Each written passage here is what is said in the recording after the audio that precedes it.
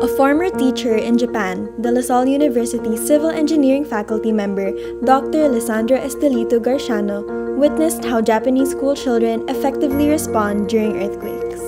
I experienced the strongest earthquake in my life in 2011 in Japan. And I've seen how, I saw my daughter at that time, how they practice evacuation. They were very orderly. You can see them, they did not panic. They put on their hats, put on their knapsacks, and then they evacuated. Even if the shaking was about magnitude 8. If they can do it, Filipinos can do it. He saw the importance of establishing a similar kind of disaster preparedness system in Philippine schools.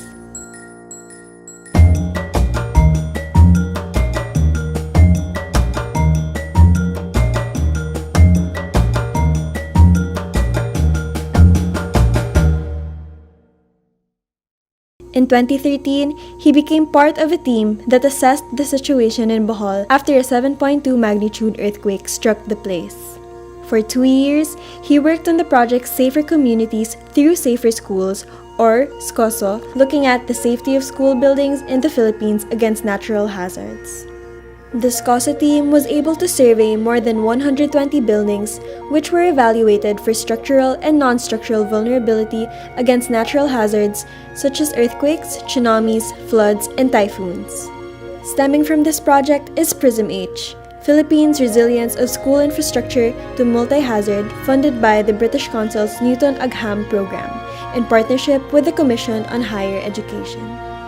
PRISM-H seeks to advance the assessment and evaluation of schools that are exposed to multi-hazards. The Philippines is we call it hotbed for natural hazards. Name it, we have it. We have earthquakes, typhoons, floods, thunderstorms, and so on.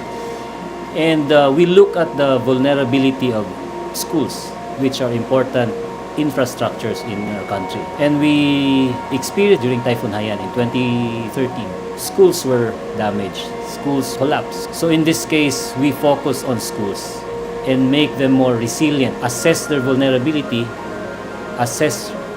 provide retrofitting solutions, assess also the early warning systems. The PRISM-H team adopts 2 measures to better equip school communities. One includes the development of early warning systems and evacuation materials. The other involves analyzing the infrastructure, including its blueprints and integrity.